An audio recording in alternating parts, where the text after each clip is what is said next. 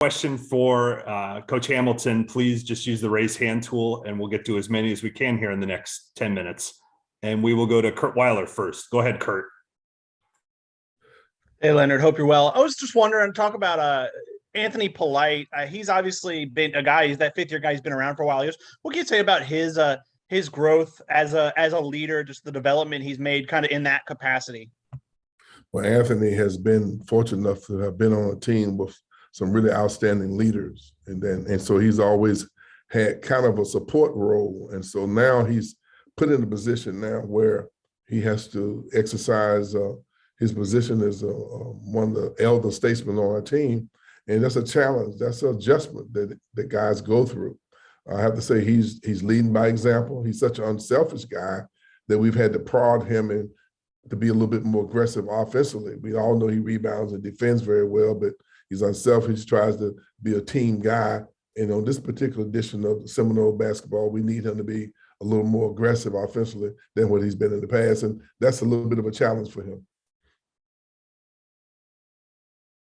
Connor O'Neill, go ahead.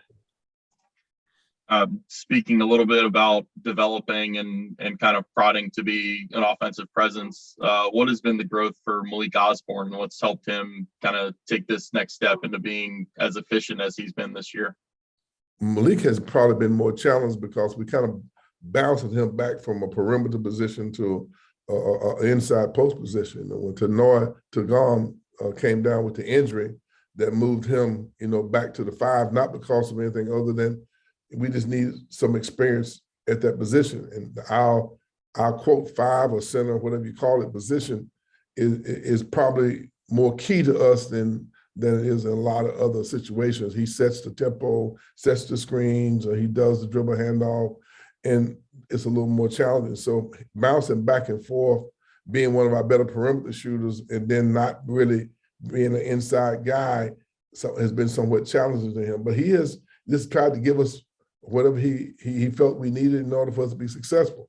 It's not easy being a leader when you have 6 or 7 first-year players who are learning the system. So I mean, he's doing double time, and from a leadership standpoint, because he's dealing with the perimeter guys and the inside guys, and trying to set the tempo for effort and system and how we play.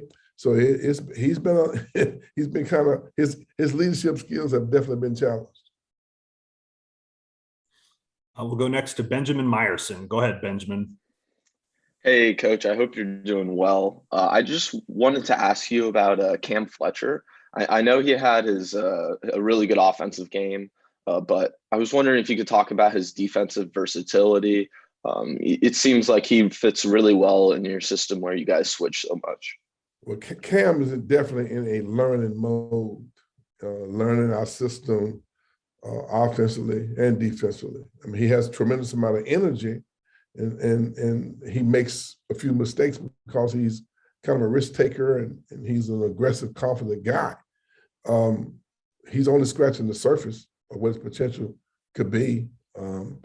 But to his credit, he's been really working hard and just learning the terminology. He's studying film. He's working with visiting with the coaches and talking with the upperclassmen on a regular basis, just trying to, to gain as much knowledge so that when he goes out on the court, that he's pretty efficient. I look up many times and I have 4 and sometimes even 5 first-year players on the floor at one time. That's the complete opposite from the way we have been.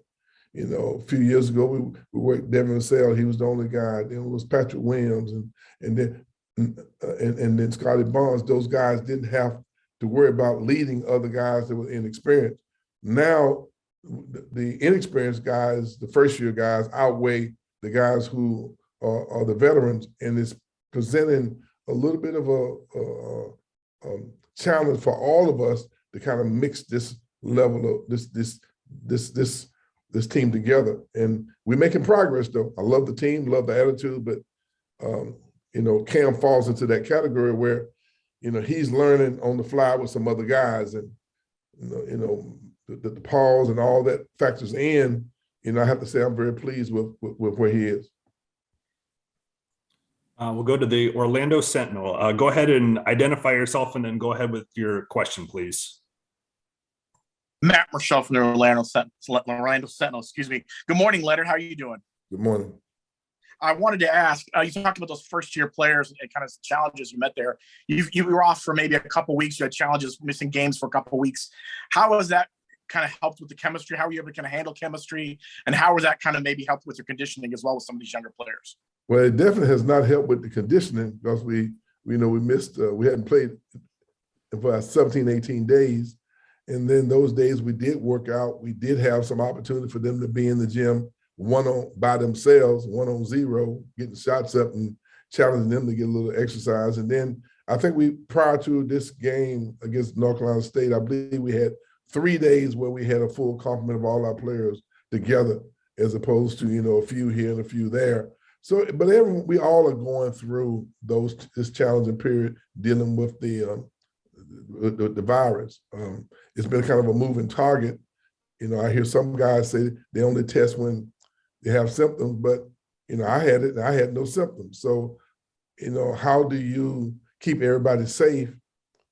And I'm concerned about the after effects and the long-term effects. So, we've probably been a little more, we tested a little bit more than maybe some other people, only because, I just wanted to make sure we were on top of our game. So we've had fewer practices and we've been a little more limited, and maybe than some people, or maybe than what we should have been. So conditioning wise and all of the above, we have a ways to go right now. Next question comes from David Teal. Go ahead, David. Leonard, did you apply any lessons from last season to how you managed this most recent 17 days without a game? We tried to be more conscious of the fact that these guys were going through a very stressful period.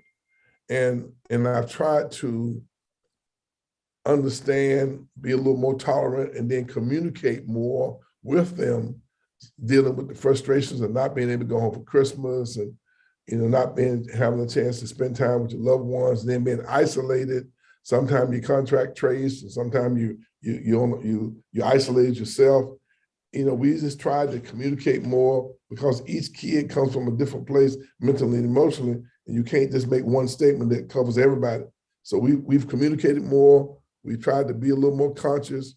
We tried to provide isolation opportunities for those guys, to at least try to maintain some level of contact with the game, more Zooms, more conversations.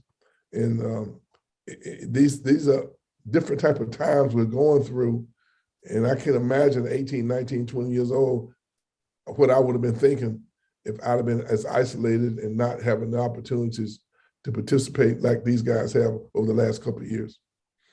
And given all that, Coach, are you pleasantly surprised by how well you played in Raleigh? Well, we played well enough to blow the game out by 2 points. It was an ACC blowout by 2. And but what I'm saying to you, as a coach coaching inexperienced guys who have not practiced very much, who's had to pause, I'm not real sure I can say how well we played. We played well enough to win, but in terms of coming close to being as efficient in our system, offensively and defensively, as we normally have been, I'm not real sure I can put a plus on that. We were coaching to make sure now we got a bunch of youngsters out here who are not quite sure, so let's keep this simple, let's do this, let's do that, trying to accommodate where we are from an execution standpoint. We're a long ways away from being what we've been, understandable. But that's how you grow, that's how you improve. You play the games, you make mistakes, you correct them, and I was just very, very fortunate to come away with a victory. Leonard, that's all the time that we have for you today. Thank you. Appreciate it. We'll see you next week. Thank you.